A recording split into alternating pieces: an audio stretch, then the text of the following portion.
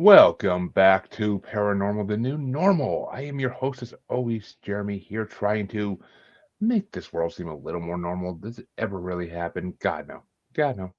Been trying for 3 years. The world's not any more normal. The world's only getting stranger. But that's kind of ironic and the fun part of this, so I'm happy for it. But, of course, I'm not alone in my venture, and today I have a guest I am very excited to talk to. I am joined by John Napolitano. I totally meant to ask how to pronounce it Close, beforehand.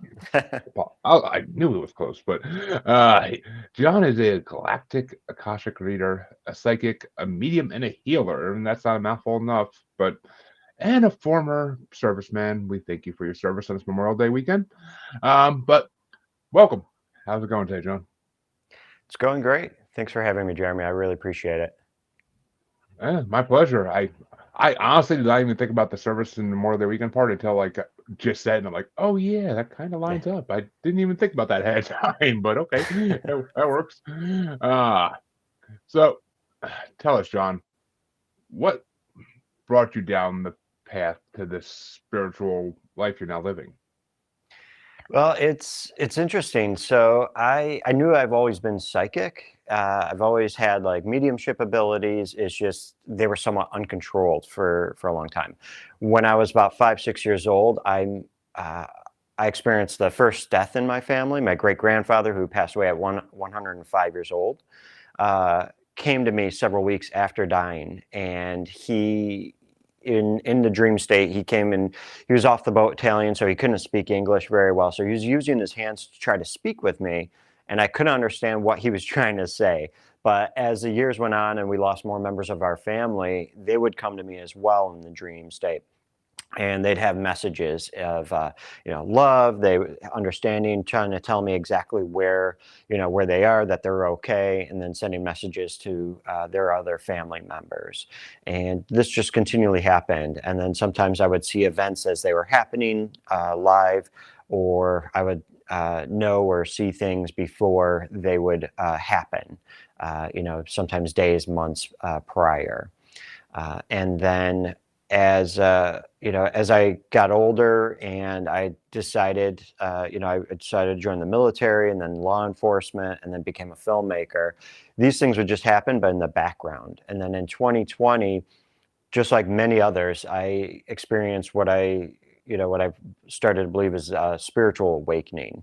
And I just felt very disconnected from filmmaking. I was planning on having my best year as a cinematographer, working with all these Hollywood types, and just really building a career. And then as soon as COVID happened, I just felt this complete disconnect. And I was asking myself, why am I doing this? Why am I, like, I don't even enjoy being a filmmaker. It's just not fun to me anymore, unfortunately.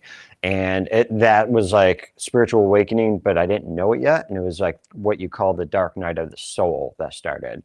And that's where everything was like essentially stripped away from me. I lost, my family broke up. My ex-wife and I, we split up, sold the house, got into an apartment, tried to figure out what I wanted to do with my life. And it took a couple of years until one day I was having a tarot reading by a friend, and she popped up this one card to me and was like, you're a psychic. You could be doing this too. And it just finally dawned on me, maybe this is what I'm supposed to be doing with my life.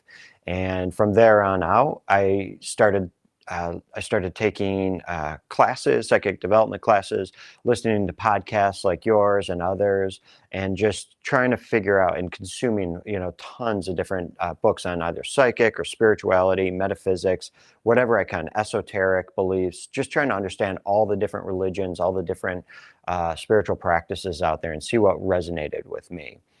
And then, shortly a few months after getting into psychic development classes and meditating, that's when aliens started appearing to me in front of my face during meditation, right before bed. And that's what I call my galactic awakening. That's when I started to understand that I was more than just a human and a spiritual being having a human experience. I was actually an extraterrestrial having a human and spiritual existence. And, these gray aliens would come to me. I would look them right in the eye. They'd look at me in the eye. It's very neutral energy. Just trying to understand, does this guy have a message for me? Does he not? Is he trying to scare me off? And I told him to go because he was just us staring at each other. So a couple days later, he came back, same look, same guy. He left. And then a week later, I had another image pop in my head, but this wasn't the gray alien this time. It was images of a war-torn alien planet. Very clouds. I see this black tower that was shown, and then all these documents. It's like almost looking like a CIA download, where it's like redacted pictures, images, language I can't understand. It looked like hieroglyphics in a way. And it was just downloaded into my system. And I knew intuitively that it was about Orion and the wars in Orion. And next day I had a class, and I asked the psychic teacher, it's like, what's going on? Why do I keep seeing aliens? Why do I have this download? And she's like, you're a starseed. You're an extraterrestrial. I was like, that's a thing? Like, you can be an extraterrestrial? I thought it was just human. She's like, no. There's incarnated extraterrestrials. Welcome to the family. And that's what like really triggered it. So I started consuming all the galactic knowledge I could, finding all the information, trying to find starseed podcasts out there, and understanding what the heck I really was. And that's when that's why I came across another galactic Akashic reader, and I consumed her site, her information, and took a class, galactic Akashic reading class, and I started to become attuned to the records, to the different dimensions, the different frequencies, and realizing that there's more to it. I can sense people's energies and where they came from, their starseed archetype, and then depending on how their oversoul, their higher self is open to it, I can even look back all the way to their first incarnation without even talking to them. And for a lot of Akashic readers, they have to get into like a prayer process and full meditation. For me, the door is always wide open. Sometimes it'll slightly close so I can get a workout in at the gym or something like that without being bothered. But sometimes not.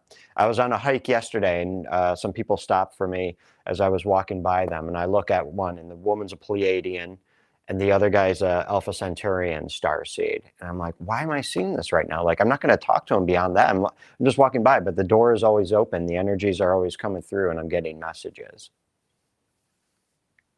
A lot to unpack there. A lot to unpack. Well, I will start off by saying yes. I've been familiar with starseeds now for a couple of years. I've had a few of them on the show, probably more than that, even honestly, because a lot of people in this realm of the world are starseeds because it's what they're meant to do because of that fact. And it's funny. I've been told I'm an empath by people on the show, and I have yet to figure out how to use any of that. But I can't say I've been trying the hardest either. Life gets in the way. But and I've been told that I am supposed to be in contact with extraterrestrials at some point in my life. No one knows when, no one can figure out a time or date or even like a freaking year. But I am supposed to be in contact with the extraterrestrials at some point in the future. And I'm just like, can they hurry the process up here? I'm dying to talk to them. But so, and like you said, because that's the first thing you said I really want to touch on was you said 2020 and spiritual awakening, and I've talked to a lot of people about this. It's a huge topic on this show. It's one of many spiritual awakenings in the last 20, 30 years about. And here's the real kicker of a question though. According to what I've heard from a lot of people, 2027 is a big year coming up. I've heard different reasonings. I've heard people who don't know the reason. They just say that year keeps popping up to their meditation or when they have visions. What have you heard about 2027 so far? Going to be a great year. I've heard it. I think it's actually that timeline is flexible, and what I'm seeing is 2026, 2027. By the end of this decade, will be a I'm feeling that there will be a contact. It's not gonna be like UFO on the White House lawn. We're just not there yet. Humanity's collective consciousness is not there. But what we've been getting over the last like 60 to 80 years is this consciousness shift. People talk about fourth going into fourth, fifth dimension, all that stuff. But what I've been seeing is, there's been this gradual disclosure over the last few years, and especially with like Luis Espinoza, I believe his name is, who wrote Imminent. He's going in front of Congress with other people out there. He'd actually be great to have on your show. I've seen him on a couple podcasts and listened to his book, and it's great. But I'll look into and that. he's a starseed. Yeah, so he is. So anyway, there's been a lot of disclosure with like Congress, Senate. Like finally, they're getting to the point where they want to actually learn more and they want to know more. But there's still this unofficial, like really disclosure by the government. What I'm seeing first, before the aliens actually come through the atmosphere and stick their hand out and say hi to everyone, it's going to be more of like a government disclosure where either like Donald Trump or NASA, probably one of the other, is going to come out and say, "Hey, probably within the next year, so probably next year or 2027, they're going to say something like, unequivocally, we have found bacteria, living bacteria, or a living organism on Mars or the moon or something else, or even a meteor, an asteroid out there." That's going to be the first thing. That's what's going to open up the collective consciousness of humanity to finally answer that question. We are not alone. Granted, it's an amoeba 100 I million miles away. I feel like that already happened though years ago. I mean, No, every time, every time you hear something about Mars, like we believe that that's the case. So that happened. We thought that was a case in the early 1990s. And it was like 96 with Clinton. Some meteorite from Mars was found, I think, in Africa or Antarctica. They analyzed it. They thought that there was markings for bacteria, so they sent a probe there. It was huge. But then they get there and they're like, yeah, we can't find anything. And maybe we were wrong about this. Maybe it was, who knows, erosion or something like that made these micro. So we weren't ready for that disclosure just yet.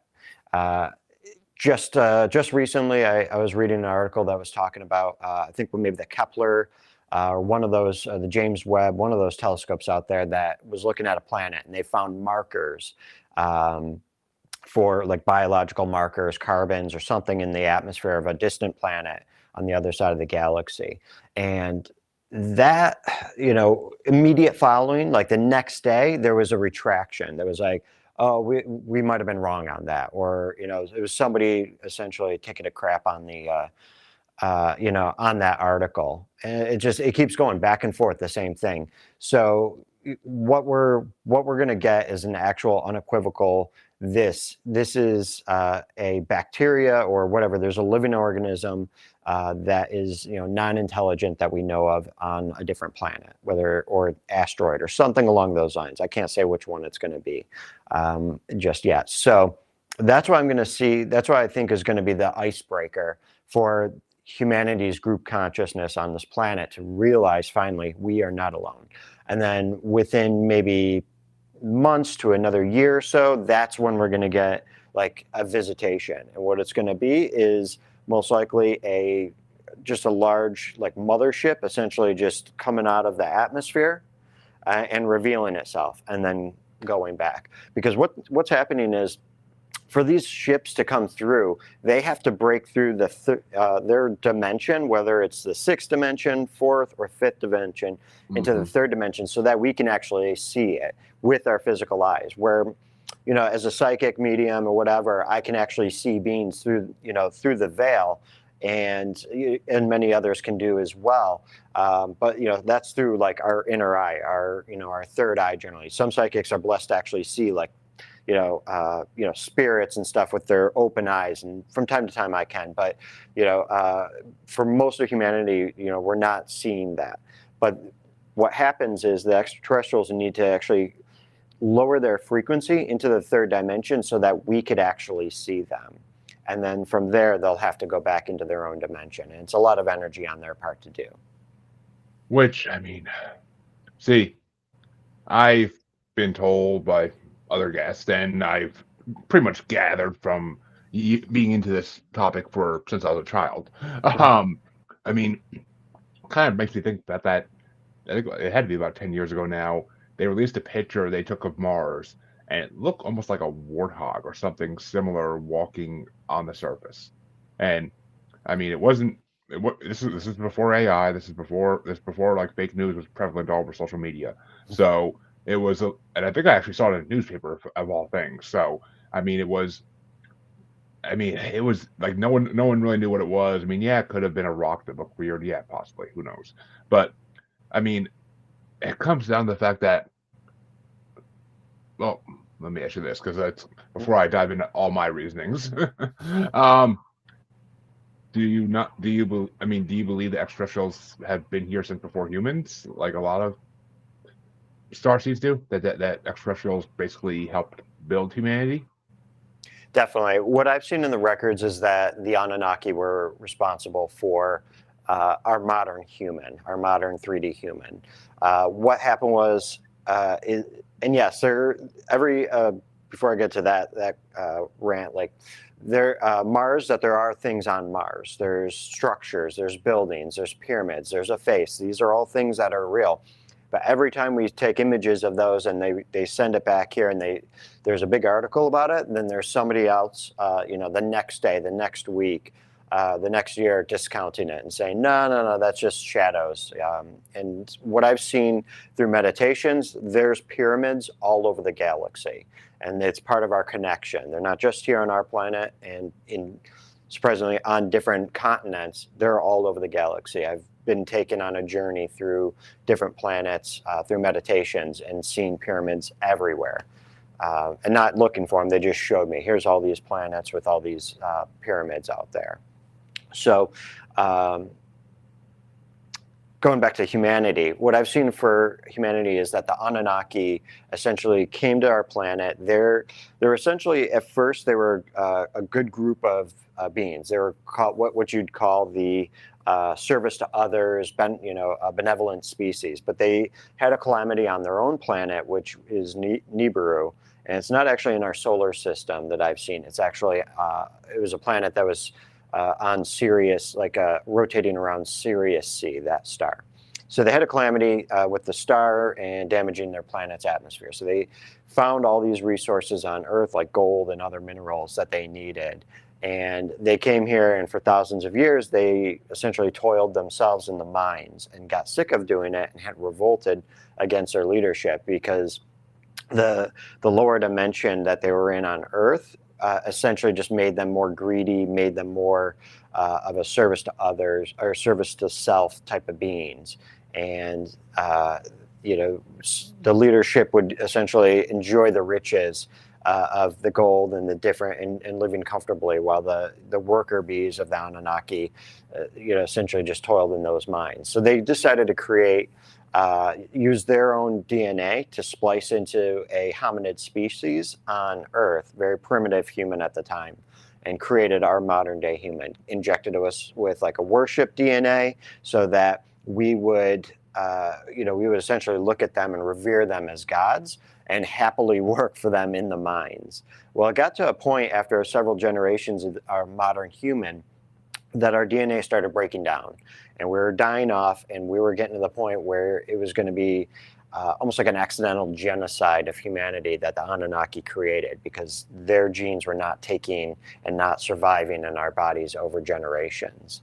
So what ended up happening is the Anunnaki put out a call to other beings out there, the other benevolent beings, like the Syrians from Sirius A, the Arcturians, Pleiadians, Galactic Federation that also, encompassed all those alien species as well. They all came here and set up colonies and injected their energetic DNA as well as some of their own physical DNA in humanity to help stabilize our genomes. And that essentially, was able to help us. And we have so much of a diverse humans on this planet.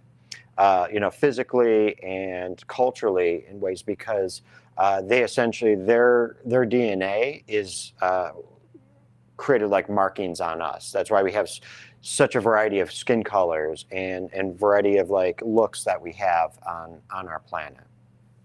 Makes sense. And you just said something. You just said something that I have been saying in my whenever I guest in somebody else's show, and then when we talk about my beliefs in paranormal, I always get around to the fact that I believe there is a galactic federation out there, almost like from Star Trek or Mm-hmm. from Futurama, the dupe from Futurama, my favorite example. But there's some kind of federation out there. I always say there's got to be, and this is also why they haven't announced themselves to us yet, is because that federation has basically said what they actually did this in Marvel Comics, which kind of always made me question, like, how much does Marvel Comics know about what's going on in the world, like the heads of it, because they actually did some Marvel Comics where the Galactic Federation basically said no one's allowed to touch Earth because it's a dirtball planet still, and they need to evolve before we can ever have interactions with them. So, I mean, it all lines up to what I've been saying for years. And I mean, you're the first guest to actually kind of side with that. So I'm like, that's Mm-hmm. when you say Black Federation, my face was priceless because I was like, wait, what? Like, Yeah. it's exactly what I've been saying for years. And yeah, I mean, I've been told before about basically the history you just gave.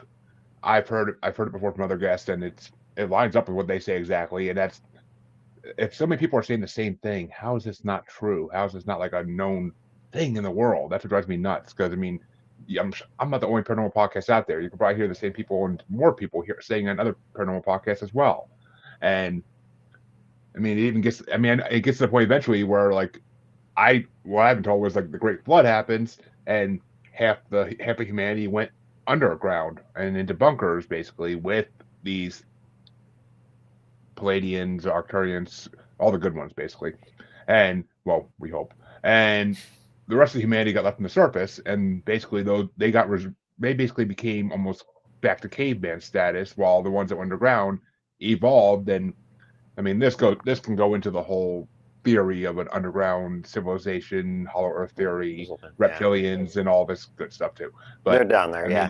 mean, there's a lot of. Oh no, I fully believe this. Hillary Clinton is one, but that's one No of my biggest comment. things. Yeah, I don't dive further than saying that, but I'm sure that I've had people say other people in Hollywood and Washington are too, but it's I've seen some news stories where the eyes don't look right, but it's I mean it leads into all these different what we call conspiracy theories, but what I don't believe a lot of them are conspiracies really. I believe they're just theories that are true, and I mean we just can't prove it yet, and that's the biggest thing is we can't prove these type of things yet, and that's what drives me nuts because it's like when they said back during COVID that big UFOs are real.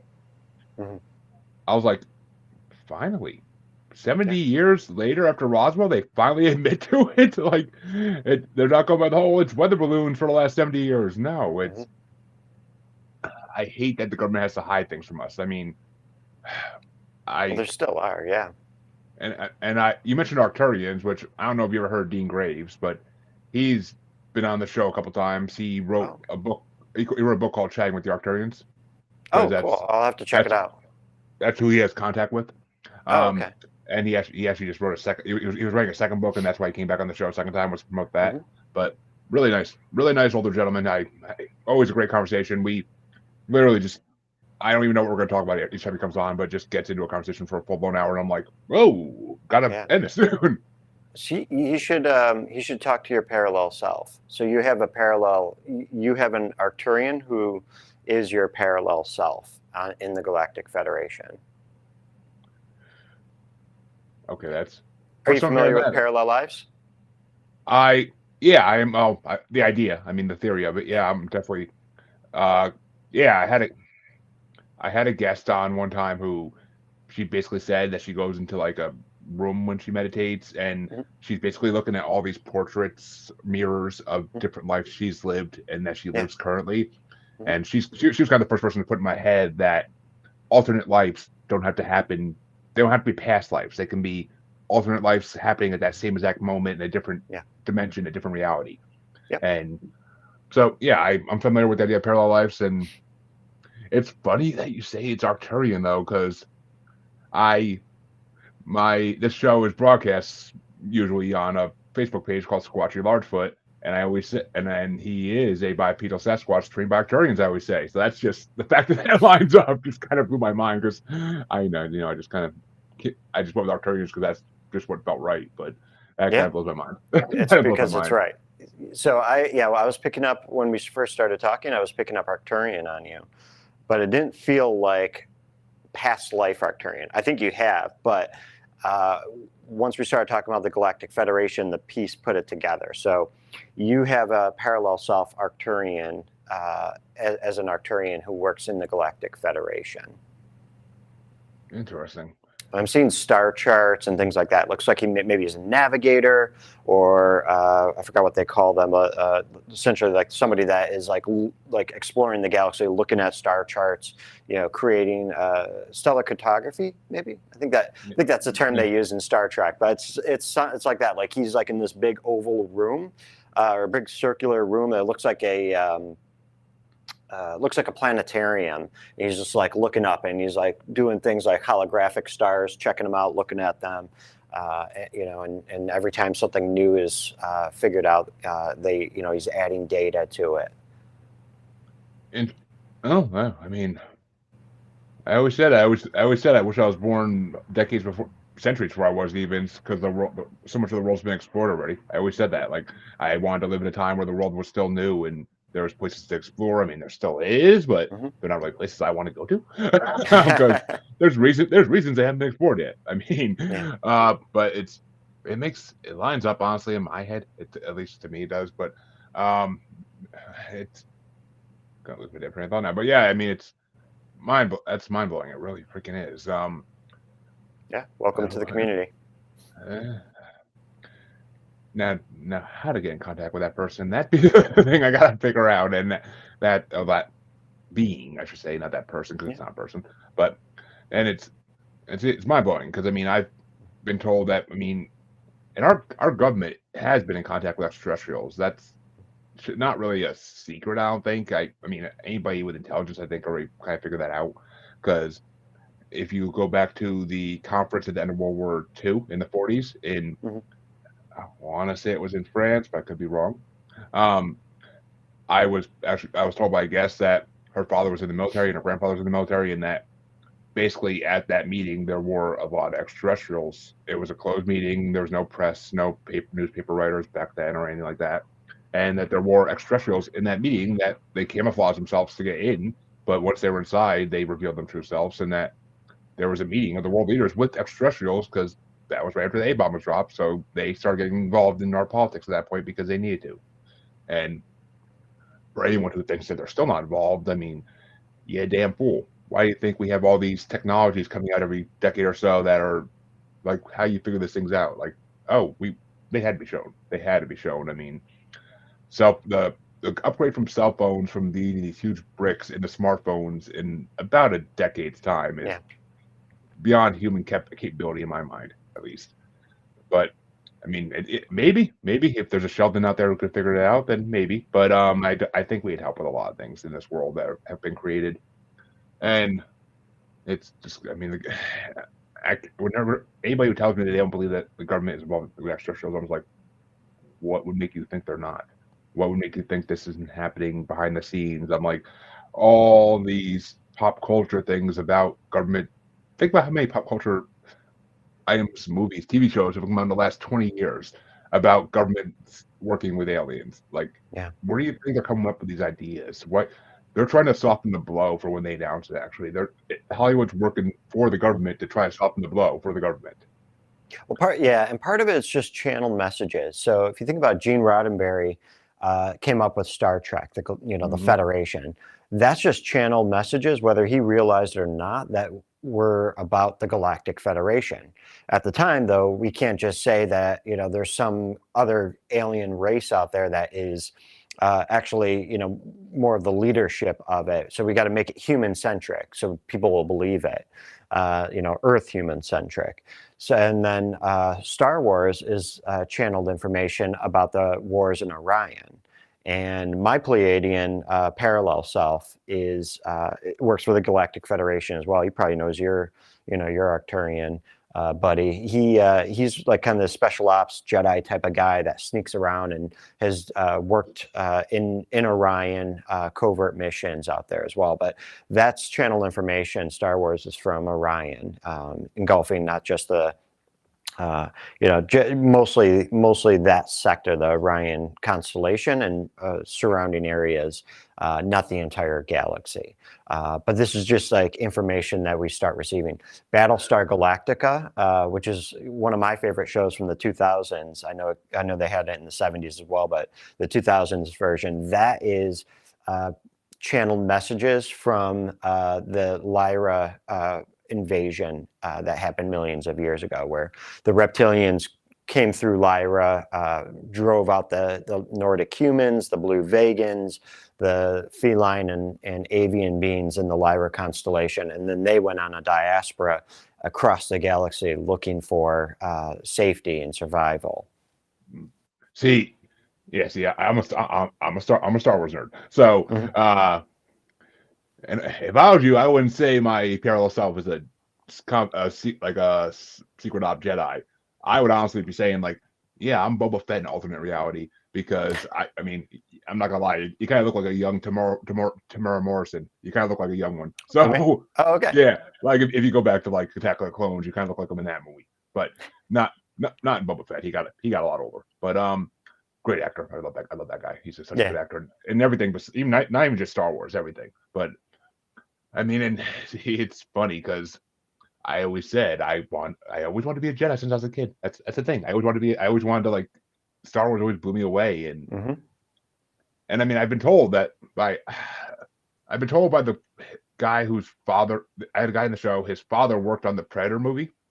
Oh, cool. And the director of the Predator movie, or well, no, his father worked with the guy who did the Predator movie, the director of it, and the person who came up with the idea for the movie, his father was in the military, and he based it on things his father told him about extraterrestrials that can camouflage themselves. So, interesting enough, those predator beings actually exist. I don't know if their culture, I think they're a very warlike culture, and I can't say that they're hunting humans down, but I've seen them through meditation. So one time I'm looking for messages. Sometimes I'll get, what will end up happening is I'll get these like downloads and I'll get light flashes and things like that. That's galactic communication for me. It's like when they call me, it's like light flashes and I know that a download's coming through. When I'm getting that, I'm like, okay, send this information. What's going on? And I see this predator. Why the hell am I seeing Predator? I haven't watched the movie in years. I'm seeing this predator, and it's like just sneaking up on a wall, and it's like looking down on me. And so I shot some Reiki at it to be like, scram, I don't want you like, taking my skull or whatever for your treasure chest. So he flew off, he ran off. And then a few months later, somebody else I was working with, a mentor of mine, she's doing a meditation. She's like, I saw these, she's like predator beings. And she's like, I turned into one immediately as well. And then they bowed to me. And I was like, I've seen them too. Like, it's ridiculous. So they are out there. They, again, channeled information from whoever was the director's father probably saw beings like this before or knew about it. And it was like channeled essentially to him to create them. See, I've heard tell that a lot of different extraterrestrial species worked with us in World War II on both sides. I mean, I had the same guest who told me about the conference in Vienna. That's where it was. The one told me about the conference in Vienna. She basically said like her father was a ship got attacked during World War II, and he said that there were extraterrestrials working on their side, and there were extraterrestrials working on the other side, but they were the same race, and they looked like velociraptors. Is what she told me. They looked like velociraptors, and they were working with both sides of the, like almost like they were just we're fighting each other almost. Like it's kind of different sects of the same race, I guess. I mean, different, well, No. What I'm different getting races. is that they're hedging their bets. Whoever came out on top, they were the winner. The Yeah. reptilians destroy the planet. They work with each group and let humanity essentially annihilate each other because they're feeding off of our darker energies, our negative energies. So both the reptilians were working with each other to push humanity to the brink of destruction. After the atomic weapons went off in Japan, that's when the Galactic Federation got involved, the Galactic Federation of Light, which is more of the angelic version of the Galactic Federation. It's a higher dimensional beings. They started to put into place more rules about extraterrestrials working with humanity. So a lot of these beings now, there's a lot of reptilians that are kind of like underground in fourth dimensional space. And then you have a lot of these grays and stuff that they're trying to work together to keep humanity in a lower vibrational state so they can do whatever they need. There's experimentation programs, there's hybridization programs, there's I've seen off-world slavery that they've done with humanity as well. Not to mention just attacking us and feeding off our light, our energies that are in us. But the Galactic Federation, as well as some of the other races that work, hand in hand with the Galactic Federation, are actually protecting humanity the best they can. They can't get them all. They can't get all these little UFOs flying through because there's stargates in the atmosphere that they can fly through, and then under the water as well. Yeah, UFO bases underwater is a newer idea out there in the world, and it's been around for a good 20 years now or so. And I honestly never paid much attention to it until I started hearing my guests talk about it. And I'm like, I guess. And then I started seeing videos of things flying out of the water, and I'm Mhm. like, whoa. I mean, that's the one great thing about the new age of social media is you see a lot of things that you didn't think you'd ever see. And I mean, yeah, a lot of it could be AI nowadays. Yeah. I'm in a lot of Bigfoot groups, and there's a lot of freaking AI posts in Bigfoot groups. But it's you gotta know which ones are real, which ones are AI. But it could be tricky sometimes. It can be really freaking tricky trying to figure it out. And I honestly think they should ban AI off social media sites completely. But that's me. Too many people have found that for them to ever do that. Too many people think it's more entertaining. And AI is, I work in sales for technology like that, and not for AI, but for something some parallels to it. And Mhm. a lot of companies that I get leads for are AI companies, and I mean nothing we do really applies to them, so it's kind of always a wasted lead. But there's a lot of them now. A lot of Mhm. companies that are focusing on AI now, and I'm like, this world really is going to become Ready Player One eventually. I'm like, I think Well, we already I think are. we already We're part of are, the but Matrix. Yeah. okay, all right. You You want to just go said that it, way? so we're opening that damn portal. I'm going into it. Let's go. What do you mean when you say we're part of the Matrix? Before I assume what you mean. All right. So what I've been getting is essentially this is part of just our reality. It's like a matrix, and I recently had done an ayahuasca journey, and uh, one of the things I started asking during it was like, can you show me what the nature of our reality is? Um, and what I saw was like this red ball, and I'm still unpacking it, so maybe you can work with me as well. But I saw this red ball that was essentially just like floating down onto like this flat matrix, this like a grid, like an energetic grid. So what I'm seeing, and the ball was like, it was very actually kind of looked like a loofah, like a shower loofah, and so there's like very like all these different elements to it. And I think what that was is the red ball is probably our soul and all the fractals of our soul. So within that is all these past lives, future lives, present lives, parallel lives, alternate realities, and that they're laying down onto a matrix of our own creation, our own reality that we create. Does that make sense? Yeah, I mean it. The way you described it, I'm almost seeing like it sounds like the world from Tron, but It could be, um, yeah. in a way. But yeah. And I mean, I wouldn't look at it as a loofah though. I'd almost look at it as like a sponge. Like Yeah. like as like one like an actual sponge you find underneath the ocean, not like the sponges we see in our kitchen sinks. But Yeah. I mean that's kind of what I'm picturing it as though is like a lot one of those longer sponges that has like all these grooves in it, and I mean it makes sense. It's maybe it's the combining of like our souls are kept outside of the matrix in a way, and that's why certain people such as yourself can break through to see these things and break through the Mhm. veil, almost the Neos and Morpheuses of the world. And for those out there who need references. And I mean, the rest of us are basically just stuck in those living our day to day lives in the matrix still, and unable to break free of it. And we just because there are Okay. glitches in the matrix all the time in this world. There are Yeah. glitches all the freaking time. I've heard enough tales of them. Of I've heard one about where someone saw square wheels for a second, and then all of a sudden they look Mhm. back and the wheels are regular again in a car. I've heard stories about people walking around their neighborhood that they walked through 1,000 times in their life, and they go down a street they never been down before, and Yeah. then eventually find their way back to their street, and that never happens again. So Yeah. there's glitches in the matrix all the time in this world, and that's the thing. Kind of, I think it's why a lot of car accidents happen too, is because people see a light is one color, then the next second it flashes the other color. Like Mhm. I think things slightly change, and that's when things happen. But Yeah.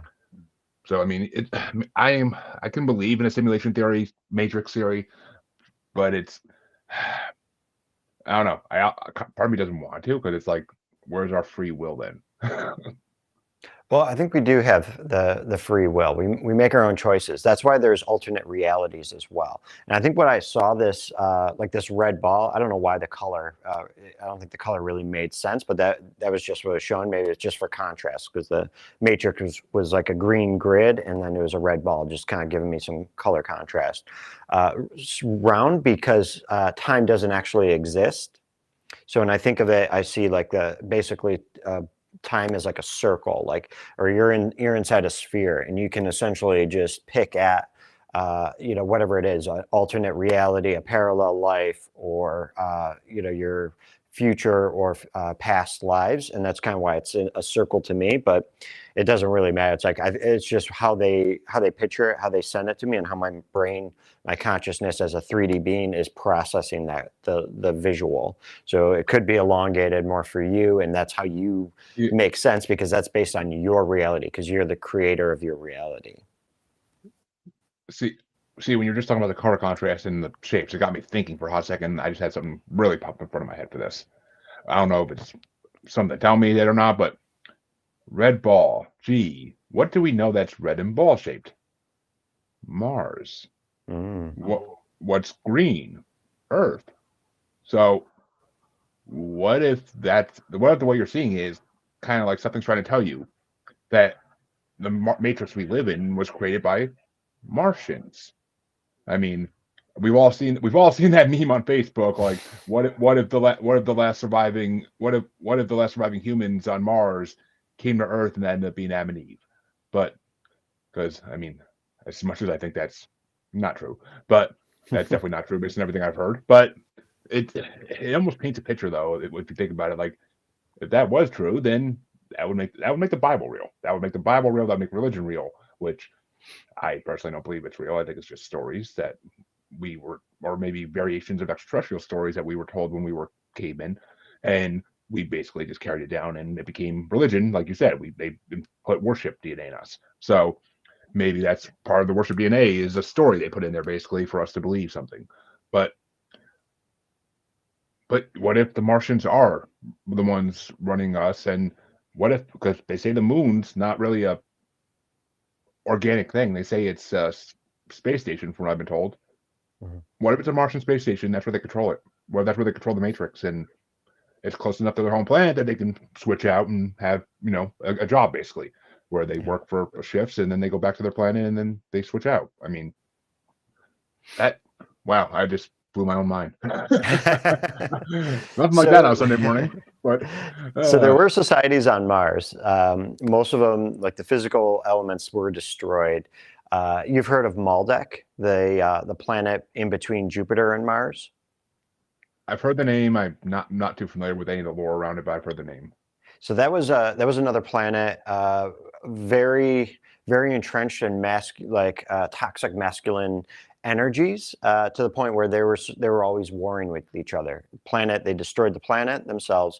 A lot of and I believe that's what affected life on Mars, and also destroyed societies on Venus. Now there are higher dimensional realities on Mars and Venus still, something that we can't tap into with our present, dimensional awareness or technology, but those do exist there, at least the technology that they have told us, about. So those societies, there is some societies still there. On the moon, I can't say if it's like a hollow moon theory, like that movie that just came out a few years ago, but Oh, don't look up. Yeah. yeah. And what I did get was that there actually is Arcturians on the moon. There's also other Galactic Federation members too on the moon. That's like an observation post. That's a defensive post for Earth itself. Recently, when I woke up at like 2:30 in the morning during the big solar eclipse, the blood moon that occurred a couple months ago. And I realized I'm supposed to go outside and watch it. That's why I was, randomly up at 2 in the morning. And so I went out there, I'm watching the moon, I'm just checking it out, and I'm seeing imagery of actual ships flying through the atmosphere around the moon. And then I'm getting an Arcturian energy that's coming through the moon and feeling it.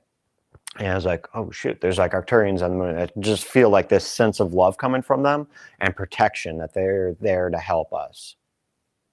I'm trying to think of the date of that, but I can't think of it off the top of my head. But, I mean, maybe my parallel self was on the moon that day. Maybe. maybe. But it's, the hollow moon theory is something I've been hearing about for years now. And Mhm. a lot of people like to say, like, that's not a moon, that's a Death Star. But it's, Yeah, I've heard that one too. Yeah. but I think if that was the case, Earth would have been gone a long time ago. So, if they really wanted to destroy us, we would have been destroyed millennia ago. It wouldn't have lasted. Once they got all the minerals they need and all the precious metals they need off of our planet, they would just, whoosh, planet gone. But like if they wanted to, but they don't want to. Maybe they want to, and maybe it is because this Federation is protecting us because they created us. So maybe they're trying to help make sure we don't just get blasted away. They want to see where we go. They want to see what happens with us. We're pets to them in a way, almost. But Well, I wouldn't say pets. Think about it this way. What I've been getting is that the universe, our galaxy, it's all alive. All this nature. It's essentially we're part of a living organism, just like Earth is a living organism, just like we are living organisms in our 3D shells. And what happens on Earth, just like an organ or a cell of the body, can affect the rest of the body over time. So if you have a bum gallbladder or something along those lines, that it's, or your appendix ruptures, that's going to affect the rest of the body. That's just how it is on Earth as well. And that's why when those nukes went off, it essentially sent ripples across the galaxy, and all these different beings were affected by it. Now you also have parasites that come into the body, and then they essentially feed off the energies of an organism or cells or an specific organ. And think of those are like many of like the Greys and those reptilians and those other negative beings out there. And then you have the Galactic Federation, as well as Arcturians, Pleiadians, Sirians, many others that are essentially trying to save Earth and try to keep Earth, because whatever happens here is going to affect them as well on an energetic level. So that's why they're taking care of us, but they're also just benevolent, higher dimensional beings, where these other beings are more like parasites trying to feed off of our energies. it makes sense. But I've always said for extraterrestrials, there's got to be good and bad, same as there's for humans. Every Exactly. species has its good and bad elements to it. So, I think that was the point of what Star Wars was trying to teach us, why they channeled it to us, because I think they're trying to teach us that there is a good and a bad side to each story, and each side may have its reasons for doing what it's doing, but they're always going to be seen as good and bad. Depends who's looking. Depends who's looking, it's in the eye of the beholder who's really the bad person. But That's a reality that we create. It's our perception. Yeah. So if ourselves are entrenched in negativity or fear, and I used to be this way as well. Like I'd be fearful of everything, looking for a threat everywhere I went. My reality was based in fear. So I would look at it, I'd think about an alien and be like, bad guy, they're all bad. Now I understand differently. I've raised my consciousness. I've ascended to a certain level, and now I don't see fear and anger at times. There are moments like when if something tries to attack me in the night or whatever, I might feel a bit of fear, and then I defend myself, and then I move on from it. I don't live in fear. I don't go to bed thinking I'm going to be dragged away in the middle of the night. I mean, well, now that you told me that predators are real, I might be a little fearful of being dragged away in the middle of the night. But No, be aggressive with them. You see them, shoot some Reiki out of your eyes at them, and they'll go away. Like they respond to, aggression. They're just kind of like, it's like they respect you if you have clear boundaries. So you'll be all right with him. or I mean, just start talking like Arnold, and I'm sure they'll get a little scared. I'm sure they've seen the movie. But Yeah, if you get them laugh, you'll have a friend forever. which I mean, if they're real, that means that xenomorphs are probably real too, and God help us all. But Yeah, I haven't seen them yet, but we'll I, see. I don't think. Would you want to? Would you even want to? I mean, Not really, but you can't live in that's fear. you can't. But oh, yeah, that'd be a nightmare to have seeing one of them, and then being like, oh God, no, because if they're real, that's just scary. But well, I do want to spend the last 10 minutes ish or Yeah. so let you talk about what it is you offer the world with all your abilities you have now. What do you offer the world? Sure. So, we talked a little bit about earlier. I'm a galactic Akashic reader. What that means is I can view your galactic Akashic records, which is the same thing as Akashic records. I just set my intention to the galactic realm off planet. And a lot of people come to me, they just want to know their origins, their first incarnation in reality. And they're coming to me because we have a soul contract or a soul agreement as they are star seeds to come and ask me questions about their galactic origins because they're being guided to have a galactic awakening just as I did. They just might not know that yet. So they're going to come to me and they're going to want to know a little bit about their background, or maybe some people even know a little bit about their galactic upbringing, and they have some questions. Why am I feeling this fear? Why do I have a blockage? And we can look at those. Some people will come to me and they know that they had a lives on different planets, and they might have like an ability that they'd like to unlock. Some people who were in the Syrian mystery schools, or even in Vega or other different planets. They may have been like these cosmic shaman or whatever healers that have these abilities, but there's like a little bit of a blockage, and then they need an activation for it. So I can work with them, their higher self, and that life that they had that was like a cosmic shaman, and work with them to essentially transfer the energies from that life into their present life, so that they can work on a different dimensional level as a healer, or creating portals or anything along those lines. Well, that's I mean that's see, yeah, maybe I might have to have one done. Honestly, I was supposed to have an actual past life reading done by one of my first guests, like first 10 guests, like a long time ago. We had it scheduled. She had an emergency in her family, and it just never got rescheduled. I haven't talked to her in years, but uh, I mean, I don't know. I think I need. Part of me always thinks if I need all these things that my guests tell me I have as part of my identity, I'm like, I think I need to learn about them more to unlock them. I think that's the key. Is that once I learn enough about them, I'll start unlocking them and awakening. I guess is the best way to put it. I'll start awakening to them all and realizing that it's all true.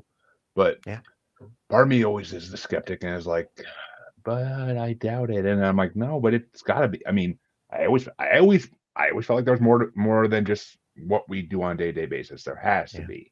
There has to be, and I'm not a religious person, so I'm not going to say it's in God's hands or any of that crap.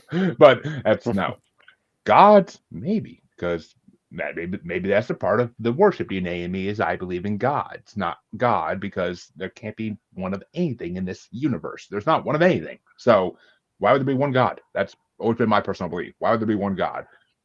And then you have the other people that say, well, God created extraterrestrials. I'm like, now you're just stretching it. Now you're stretching it, trying to make up these excuses for for what I'm saying. Like it's how did he create all these different species and then separate them all so they don't interact? Like no, it wouldn't make sense. We'd all be in the same planet then.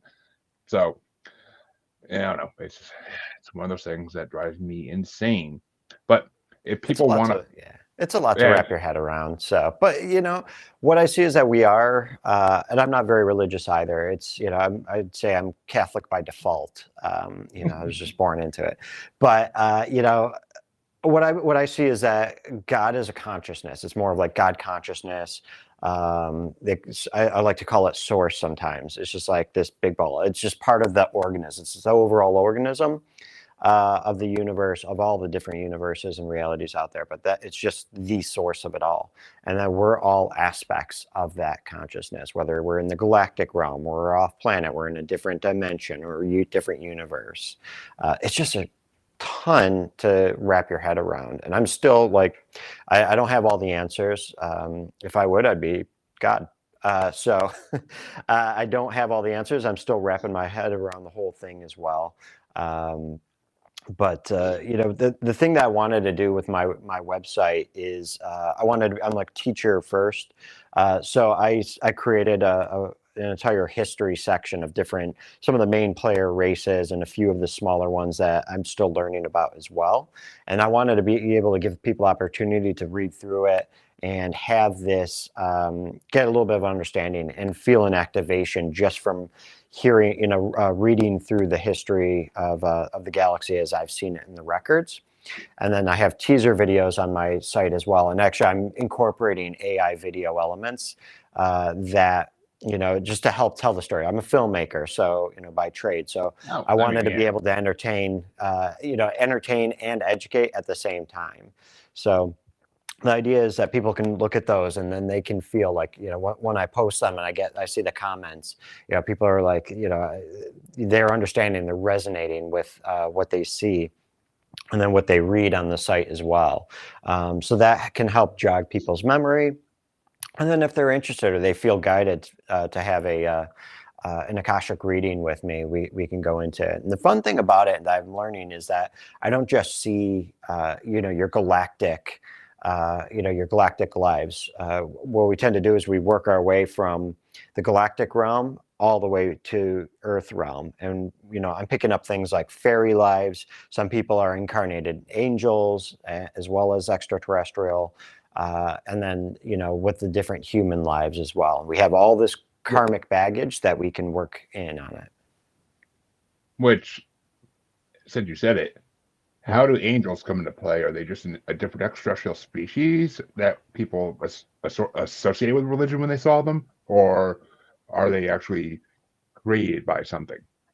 So I'm still working out all those answers, but what I'm getting is that there are galactic angels out there, and they are working mainly for starseeds on our planet, as well as angels that work especially for the galactic realm.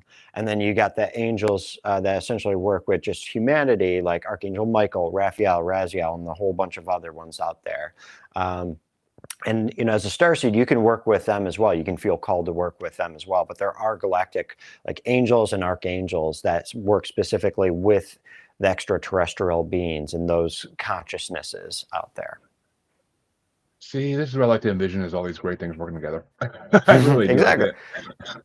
It's On a level, they all work. Yeah, it works pretty well. So, like, you can work with like, Archangel Michael, and you can work with his galactic counterpart. And yeah, my soul twin, she's we're working together to teach classes now, and just learn more about the galactic records. And she actually channels a lot of these galactic archangels. So that's why we're learning from her, is that she's learning all about these galactic archangels out there. And then I'll do meditations, and then I'll see some of them as well.